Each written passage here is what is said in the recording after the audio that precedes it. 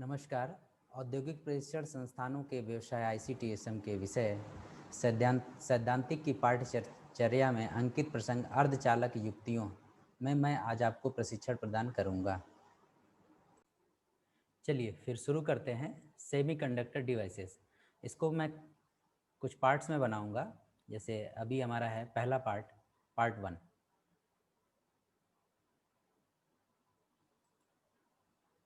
जैसे अर्धचालक क्या होता है?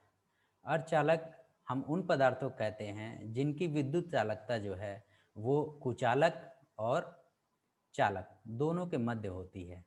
अपेक्षिक इसका प्रतिरोध प्राय आपको 10 टू पावर -5 से लेके 10 टू पावर 8 ओम मीटर के बीच आता है। जैसे आपके silicon, germanium, cadmium sulphide, gallium arsenide इत्यादि अर्धचालक पदार्थों के कुछ उदाहरण हैं। और अर्धचालक में जैसे चालन बैंड और संयोजन बैंड दोनों के बीच एक बैंड गैप होता है जिसका मान जो है वो 0 से लेके 6 इलेक्ट्रॉन वोल्ट के बीच होता है।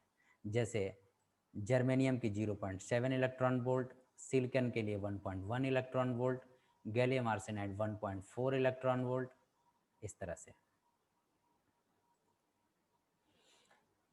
इलेक्ट्रॉनिक युक्तियां बनाने के लिए प्रयोग किए जाने वाले अधिकांश अर्धचालक जो है आपको पीरियोडिक टेबल के चौथे ग्रुप के तत्व जैसे सिलिकॉन और जर्मेनियम, जो मेनली जो हम बात करते हैं सिलिकॉन और जर्मेनियम, इन इनके शुद्ध अवस्था में अगर हमने समूह पीरियोडिक टेबल के तीसरे ग्रुप और पांचवें ग्रुप के यौगिक, अगर इसमें से तत्व हम मिलाते हैं तो उनके जैसे कुछ यौगिक बनते हैं, जैसे gallium arsenide, gallium nitride, indium antimonide. और या फिर आप जो है समूह दूसरे से लेंगे और समूह चौथे से, तो उसके यौगिक जैसे कैडमियम टेलोराइड है। आधुनिक युग में प्रयुक्त तरह तरह की युक्तियां डिवाइसेस जो है के मूल में अर्धचालक पदार्थ ही हैं। इनको सबसे पहले इनसे जो है डायोड बना, ट्रांजिस्टर बना, और धीरे धीरे जो है इनसे डेवलप करते गए और इलेक्ट्रॉनिक का डेवलपमेंट चलता गया और इलेक्ट्रॉनिक युग की यात्रा शुरू हुई। जैसे इनके कुछ विशेष गुण हैं।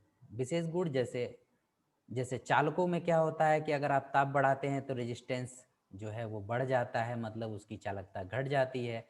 लेकिन आप अगर बात करते हैं सेमीकंडक्टर की, अर्धचालक की, तो अगर उसका हम ताप बढ़ाते हैं तो उसकी विद्युत चालकता बढ़ जाती है। यह गुण चालकों के ठीक उल्टा है।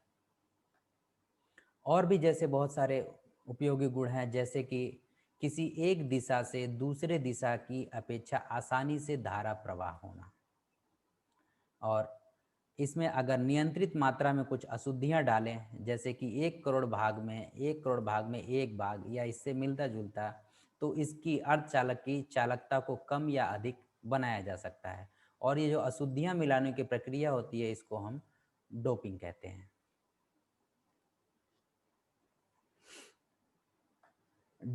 डोपिंग करके इलेक्ट्रॉनिक युक्तियां जैसे कि डायोड, ट्रांजिस्टर, आईसी आदि बहुत सारी युक्तियों का निर्माण होता है।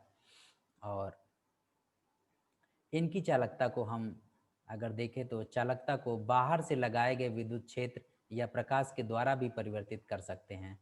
यहाँ तक कि इनकी विद्युत चालकता को तान कर मतलब टेंसाइल फोर्स या दबाकर भी बदला जा सकता है। अपने इन्हीं गुणों के कारण अर्धचालक प्रकाश एवं अन्य विद्युत संकेतों को एम्प्लीफाई करने में, उनकी वजह से स्विचिंग करने में, ऊर्जा परिवर्तन करने में के रूप में भी आपको देखने को मिलता है। और अर्धचालक के गुणों को समझने के लिए आपको क्वांटम भौतिकी का सहारा लिया जाता है। कुछ विशेष अर्धचालकों के बारे में बात करें, जैसे कि अर्धचालक युक्तियों के निर्माण में सिलिकॉन SI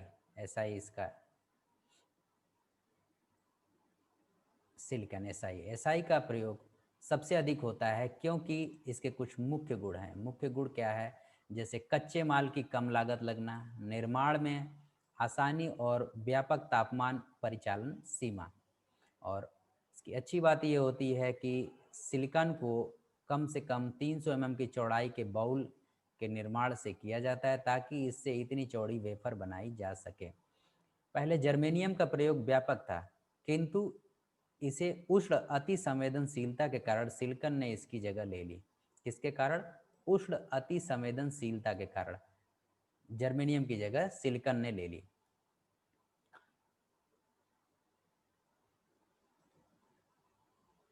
अब तीसरा, जैसे गैलियम आर्सेनाइड की बात करें, गैलियम आर्सेनाइड का प्रयोग भी व्यापक है। गैलियम आर्सेनाइड स्पेशली अति वेगशाली युक्तियों के निर्माण में प्रयोग होता है, मगर इस पदार्थ के चौड़े बाउल नहीं बन पाते। जैसे कि सिलिकॉन के चौड़े बाउल बन पाते हैं, इस पदार्थ के चौड़े बाउल नहीं बन पाते, जिसके कारण सिलिकॉन की तुलना में गैलियम आर्सेनाइड से अर्धचालक युक्तियों को बनाना महंगा पड़ता है। अब फिर इसी को समझने के लिए हमें जो है थोड़ा एटम के बारे में समझना होगा। एटम जिसे हम परमाणु कहते हैं। आपको मालूम है कि दुनिया की हर एक वस्तु या तो वो ठोस है, या तो तरल है, और या तो गैस है।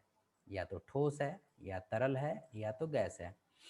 अगर किसी भी वस्तु के टुकड़े किए जाएं तो टुकड़े करते समय एक ऐसा समय आएगा जब उस वस्तु के इतने छोटे टुकड़े हो जाएंगे कि उसके बाद उसका तोड़ा जाना मुमकिन नहीं होगा। मतलब कि इतने छोटे से छोटे टुकड़े कर दिए जिसके बाद उसको तोड़ना मुमकिन न हो। तो किसी भी वस्तु का वो छोटा सा टुकड़ा या भाग जिसके बाद वो तोड़ा ना जा सके और उसे अपनी आंखों से देख पाना मुमकिन न हो, परमाणु कहते हैं। यानी कि हम ये कह सकते हैं कि दुनिया की हर एक चीज़ परमाणु से मिलकर बनी है। परमाणु किसी भी पदार्थ मैटर का वह सबसे छोटा कण या पार्टिकल होता है जिसे हम विभाजित नहीं कर सकते। परमाणु की संरचना की बात करें तो परमाणु की संरचना में जानने के लिए तरह तरह के प्रयोग किए गए, और उन तरह तरह के प्रयोगों की चर्चा हम यहाँ पर नहीं करने वाले हैं। लेकिन जिससे हमें एटम को, परमाणु को समझना है, उसके बीच क्या समझना है, उसके बारे में बात करेंगे। बहुत तरह तरह के प्रयोग हुए। उन प्रयोगों के करने पर इलेक्ट्रॉन, प्रोटॉन और न्यूट्रॉन नाम के कण और नाभिक का भी आविष्कार हुआ। हमें मेन बात करनी है इलेक्ट्रॉन, प्रोटॉन, न्यूट्रॉन और उसके नाभिक की। उन प्रयोगों से ये भी बात पता चली कि इलेक्ट्रॉन पे जो है वो ऋण आवेश होता है, नेगेटिव चार्ज होता है, प्रोटॉन धन आवेश होता है, पॉजिटिव चार्ज होता है, और न्यूट्रॉन आवेश रहित होता है, न्यूट्रल होता है। मतलब न्यूट्रॉन पे कोई चार्ज नहीं होता। और हम नाभिक की बात करें, न्यूक्लियस की, तो न्यूक्लियस परमाणु के बीच का वह हिस्सा होता है जहाँ पे प्रोटॉन और न्यूट्रॉन पाए जाते हैं। मैं रिपीट कर रहा हूँ, नाभिक, न्यूक्लियस परमाणु के बीच का वह हिस्सा होता है जहाँ पे प्रोटॉन और न्यूट्रॉन कण पाए जाते हैं। हर परमाणु में न्यूट्रॉन आवेश रहित होता है। हर परमाणु में न्यूट्रॉन जो है वो आवेश रहित होता है। इलेक्ट्रॉन की संख्या प्रोटॉन की संख्या के बराबर होती है। कहने का मतलब ये है, अगर इलेक्ट्रॉन की संख्या प्रोटॉन की संख्या के बराबर होती है, मतलब कि नेगेटिव चार्ज और पॉजिटिव चार्ज दोनों बराबर है। अगर किसी एटम पे इलेक्ट्रॉन और प्रोटॉन की संख्या बराबर है, इसका मतलब उस पर जितना नेगेटिव चार्ज है उतना ही पॉजिटिव चार्ज है, और अगर दोनों को मिलाया जाए तो वो न्यूट्रल बनता है।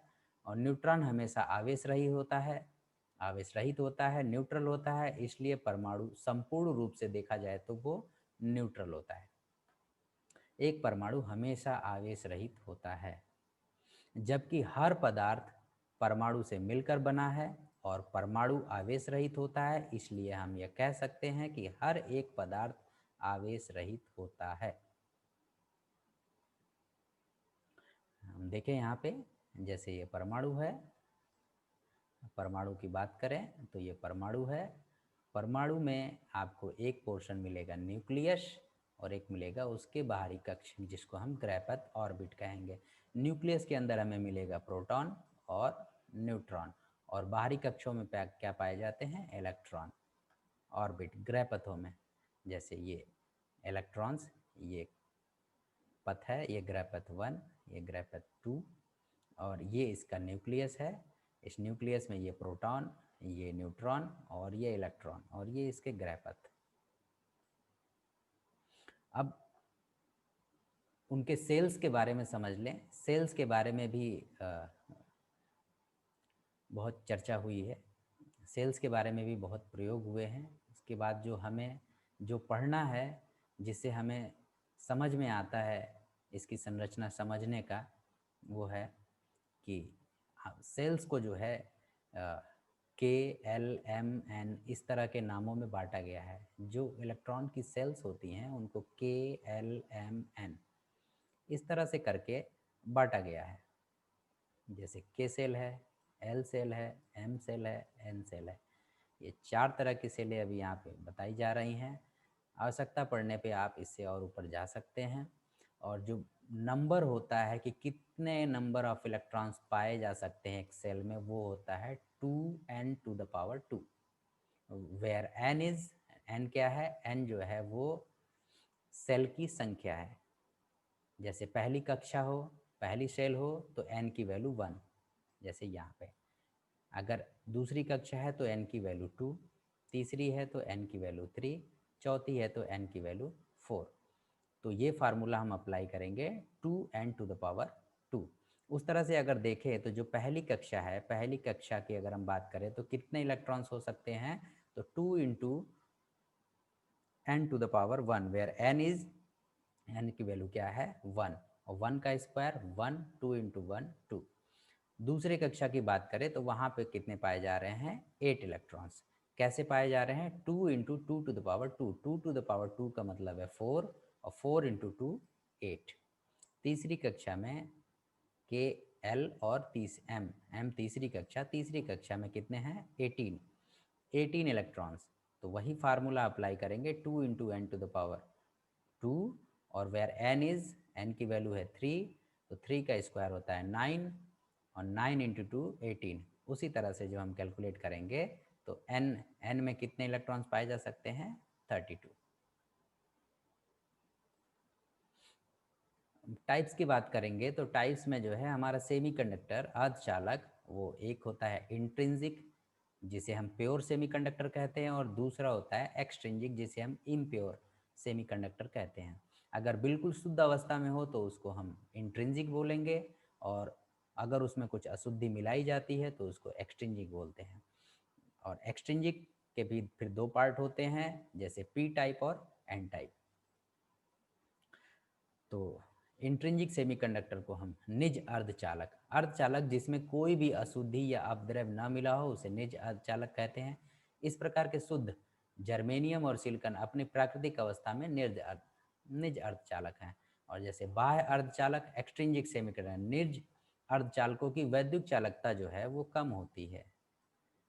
निज अर्धचालकों की वैद्युत चालकता बहुत कम होती है, परंतु यदि इसमें किसी पदार्थ को थोड़ी सी मात्रा में, जिसकी संयोजकता वैलेंस इलेक्ट्रॉन, बाहरी कक्ष में जिनके जो है 5 इलेक्ट्रॉन हो अथवा 3 हो, अगर शुद्ध जर्मेनियम या सिलिकॉन क्रिस्टल में अशुद्धि के रूप में मिश्रित करें तो इससे क्रिस्टल की चालकता काफ़ी बढ़ जाती है। और जो मिश्रित करने की प्रक्रिया होती है, जैसा कि मैंने पहले कहा, मिश्रित करने की जो प्रक्रिया होती है उसको हम डोपिंग कहते हैं। तो शुद्ध अर्धचालकों में अगर हमने कोई अशुद्धि मिलाई है जिससे वो अशुद्ध हो जाता है, और ये मिश्रित करने की जो प्रक्रिया है उसको डोपिंग कहते हैं। अशुद्ध अर्धचालक को बाह्य अर्धचालक कहते हैं, और बाह्य अर्धचालक के 2 प्रकार हैं, जैसे एक है एन टाइप सेमीकंडक्टर और एक है पी टाइप सेमीकंडक्टर। तो एन टाइप सेमीकंडक्टर, जब किसी जर्मेनियम या सिलिकॉन क्रिस्टल में 5 संयोजकता वाला अपद्रव्य परमाणु मिलाया जाता है तो वह जर्मेनियम के परमाणु को हटाकर उसका स्थान ले लेता है, और जिसके सिलिकॉन और जर्मेनियम के जो 4 इलेक्ट्रॉन हैं वो उसके 4 इलेक्ट्रॉनों से साझा कर लेते हैं, सहसंयोजक बंध बना लेते हैं, और जो 5वां इलेक्ट्रॉन होता है वो फ्री होता है, क्रिस्टल के भीतर मुक्त रूप से चलने लगता है। 4 इलेक्ट्रॉन सहसंयोजक बंध बना लेते हैं और 5वां इलेक्ट्रॉन जो है वो क्रिस्टल के भीतर से चलने लगता है। यही इलेक्ट्रॉन आवेश वाहक का कार्य करता है। इस प्रकार शुद्ध जर्मेनियम में अपद्रव्य मिलाने से मुक्त इलेक्ट्रॉनों की संख्या बढ़ जाती है, अर्थात क्रिस्टल की चालकता बढ़ जाती है। तो इस प्रकार अशुद्धिकरण से जो है हमें जो है एन टाइप अर्धचालक मिलता है, और जिस एटम के मिलाने से हमें मुक्त इलेक्ट्रॉन्स की संख्या बढ़ जाती है, ऐसे एटम्स को हम डोनर एटम्स कहते हैं। ऐसे एटम्स को हम दाता परमाणु डोनर एटम कहते हैं। ये क्रिस्टल को चालक इलेक्ट्रॉन प्रदान करते हैं। इस फिगर में देखें तो ये जर्मेनियम है, जर्मेनियम के एटम हैं, और ये आर्सेनिक है। आर्सेनिक एक पेंटावेलेंट इम्प्योरिटी एटम है, जिसके बाहरी कक्ष में 5 वैलेंस इलेक्ट्रॉन हैं, 5 इलेक्ट्रॉन हैं, और जिसमें से 4 इलेक्ट्रॉन जो है वो जर्मेनियम के साथ 4 इलेक्ट्रॉन जो है वो जर्मेनियम के साथ साझा कर रहे हैं। जर्मेनियम के 4 इलेक्ट्रॉन के साथ 1, ये 2, 3, ये 4। लेकिन इसका जो 5वां इलेक्ट्रॉन है वो फ्री इलेक्ट्रॉन है, वो मुक्त अवस्था में है, और वो किसी से कंबाइन नहीं कर रहा है, किसी से कोई बॉन्ड नहीं बना रहा है, इसलिए वो फ्री अवस्था में है, और वो मटेरियल की चालकता को बढ़ाता है। अब बात करते हैं पी टाइप अर्धचालक की। तो जैसे शुद्ध अवस्था में जर्मेनियम या सिलिकॉन क्रिस्टल में अगर 3 संयोजकता वाला अपद्रव्य परमाणु मिलाया जाता है तो यह एक जर्मेनियम परमाणु का स्थान ले लेता है। इसके 3 संयोजक इलेक्ट्रॉन 3 निकटतम जर्मेनियम परमाणुओं के एक एक संयोजक इलेक्ट्रॉन के साथ मिलकर सहसंयोजक बंध बना लेते हैं, जबकि जर्मेनियम का चौथा संयोजक इलेक्ट्रॉन बंध नहीं बना पाता। अतः क्रिस्टल में अपद्रव्य परमाणु के एक और रिक्त स्थान रह जाता है, जिसे हम कोटर या होल कहते हैं। जिसे हम कोटर या होल कहते हैं। जो रिक्त स्थान बनता है, चौथा संयोजक इलेक्ट्रॉन जो बंध नहीं बना पाता, जिसके कारण क्रिस्टल में अपद्रव्य परमाणु की ओर एक रिक्त स्थान रह जाता है, जिसे हम होल कहते हैं। बाह्य विद्युत क्षेत्र लगाने पे अगर हमने बाहर से उसमें कोई इलेक्ट्रिक फोर्स लगाया तो कोटर में पड़ोसी जर्मेनियम परमाणु से बंधा हुआ एक इलेक्ट्रॉन आ जाता है, जिससे पड़ोसी परमाणु में एक स्थान रिक्त होकर कोटर बना लेता है। मतलब कि दूसरी जगह का एक इलेक्ट्रॉन आके उस जगह फिक्स हो जाता है, और वहाँ पे एक होल का निर्माण हो जाता है। और इस तरह की प्रक्रिया अगले एटम से अगले एटम में, अगले परमाणु से अगले परमाणु में चलती जाती है, जिससे हम ये महसूस करेंगे। इस प्रकार कोटर क्रिस्टल के से हम महसूस करेंगे कि कोटर जो है, इस प्रकार कोटर क्रिस्टल के भीतर एक स्थान से दूसरे स्थान पर विद्युत क्षेत्र की विपरीत दिशा में चलने लगता है। स्पष्ट है कि कोटर धनावेशित कण के तुल्य जो इलेक्ट्रॉन के सापेक्ष विपरीत दिशा में चलता है। तो इस प्रकार जो है हमें जो क्रिस्टल मिलता है वो है पी टाइप अर्धचालक, क्योंकि इसमें आवेश वाहक धनात्मक होते हैं, और एन टाइप में आप देखेंगे वहाँ पे आवेश वाहक ऋणात्मक होते हैं। और ऐसे परमाणु जिनके मिलाने पे ऐसा होता है उनको हम एक्सेप्टर एटम कहते हैं, ग्राही परमाणु कहते हैं, क्योंकि वह शुद्ध अर्धचालक से इलेक्ट्रॉनों को ग्रहण करता है। ये देखिए आप, जैसे यहाँ पे जर्मेनियम जर्मेनियम जर्मेनियम जर्मेनियम, और इंडियम इंडियम जो है इसके वैलेंस शेल में 3 इलेक्ट्रॉन हैं, और जर्मेनियम के वैलेंस शेल में 4 इलेक्ट्रॉन हैं। अब इंडियम के जो 3 इलेक्ट्रॉन हैं वो जैसे एक इससे साझा किया, जैसे एक यहाँ पे साझा हुआ, एक यहाँ साझा हुआ, एक यहाँ पे बॉन्ड बना, लेकिन जर्मेनियम का एक इलेक्ट्रॉन यहाँ पे मौजूद है और यहाँ पे इंडियम के पास अब कोई इलेक्ट्रॉन नहीं है, तो यहाँ पे एक रिक्त स्थान हुआ। इस रिक्त स्थान को ही हम कोटर या होल कहते हैं। अब अर्धचालक के कुछ उदाहरण हैं, जैसे कि पीएन जंक्शन डायोड, पीएन संधि डायोड। इसमें क्या होता है कि इसमें एक तरफ पी क्षेत्र होता है और एक तरफ एन क्षेत्र होता है, और इन दोनों क्षेत्रों के बीच जो परिसीमा कहलाती है उसे पीएन संधि कहते हैं। इसके बारे में हम दूसरे पार्ट में बहुत अच्छे से चर्चा करेंगे। जैसे ये एक उदाहरण है। दूसरा जैसे कि light emitting diode, light emitting diode, प्रकाश उत्सर्जक डायोड, यह भी एक तरह का पीएन जंक्शन डायोड होता है, एक तरह की पीएन संधि है। लेकिन जब इस पे हम बाहरी जब इस पे हम कोई विद्युत ऊर्जा या बाइसिंग करते हैं या विद्युत ऊर्जा से जोड़ते हैं उस डायोड को, तो उससे जो है विकिरण ऊर्जा में परिवर्तन होता है और वो रोशनी पैदा करता है। ये इसका उपयोग जैसे कि चोर सूचक घंटी बनाने में, कंप्यूटर तथा कैलकुलेटर के अंक व शब्द प्रदर्शन में, टेलीविज़न के रिमोट कंट्रोल में भी किया जाता है। फिर है फोटोडायोड। फोटोडायोड, इस पे जैसे हम बात करें तो ये अगर इसके ऊपर अगर रोशनी पड़ती है, एक ऐसी युक्ति है जिसके ऊपर अगर रोशनी पड़ती है तो यह जो है स्विचिंग का कार्य करता है। एक स्विच की तरह कार्य करने लगता है, जो कुछ भी इससे कनेक्टेड होता है वो पास कर देता है। तो इस तरह से हम कहें कि ये एक स्विचिंग की तरह कार्य करता है जब इस पे जो है रोशनी पड़ती है। जैसे ये कंप्यूटर पंच कार्डों आदि को पढ़ने में किया जाता है। फिर फिर उनसे और बनता है जैसे ट्रांजिस्टर। तो इसमें हम पी टाइप, एन टाइप, इसको ट्रांजिस्टर में आप पीएनपी देखेंगे, एनपीएन देखेंगे तो वहाँ पे 2 एन टाइप, एक पी टाइप, कहीं पे 2 पी टाइप और एक एन टाइप को मिला के इनका निर्माण होता है, जो ट्रायोड वाल्व के स्थान पर प्रयोग की जाती है। ट्रांजिस्टर का उपयोग बहुत तरीके से होता है। ट्रांजिस्टर को हम अ, प्रयोग में जैसे प्रवर्धक के रूप में, स्विच के रूप में, वोल्टेज रेगुलेटर के रूप में, सिग्नल मॉड्यूलेटर के रूप में, ऑक्सीलेटर के रूप में उपयोग ले सकते हैं। अर्धचालकों के कुछ लाभ, जैसे कि चूंकि अर्धचालक उपकरणों में कोई फिलामेंट नहीं होता, इसके इलेक्ट्रॉनों के उत्सर्जन के कारण इन्हें गर्म करने के लिए किसी शक्ति की कोई आवश्यकता नहीं होती। दूसरा, कोई हीटिंग की आवश्यकता नहीं होती, तो सर्किट चालू होने पर अर्धचालक उपकरण तुरंत काम करना शुरू हो जाते हैं। वैक्यूम वैक्यूम ट्यूबों की तुलना में अर्धचालक उपकरणों को कम वोल्टेज ऑपरेशन की आवश्यकता होती है। वैक्यूम ट्यूबों की तुलना में सेमीकंडक्टर डिवाइसेस सस्ता है। अर्धचालक उपकरणों का लगभग असीमित जीवन है। कुछ इसके नुकसान समझ लें तो वैक्यूम ट्यूबों की तुलना में अर्धचालक उपकरणों में शोर का स्तर बहुत अधिक होता है। जैसे वैक्यूम ट्यूब्स अगर पहले इस्तेमाल होते हुआ करते थे इनके पहले, तो उसमें शोर का स्तर बहुत ज़्यादा था। और साधारण अर्धचालक उपकरण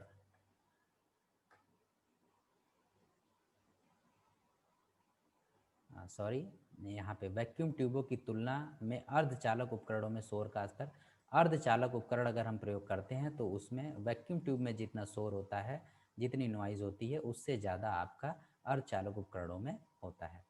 और फिर साधारण अर्धचालक उपकरण वैक्यूम ट्यूब की तुलना में अधिक शक्ति सहन नहीं कर सकते। तो इसके बाद हम बात करेंगे, तो ये हमारा जो पहला पार्ट था वो केवल और केवल एक इंट्रोडक्टरी टाइप था।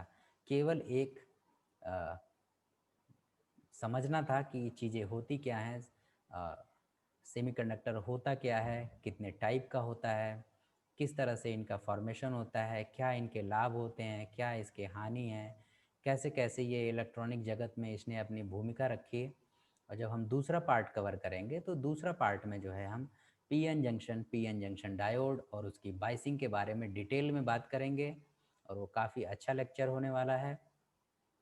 तो आज मैंने आपको सेमीकंडक्टर डिवाइसेस पढ़ाया, जिसमें प्रशिक्षण प्रदान किया, जिसमें आशा है कि अ, यह प्रशिक्षण आपको भविष्य हेतु काफ़ी मददगार साबित होगा। Thank you.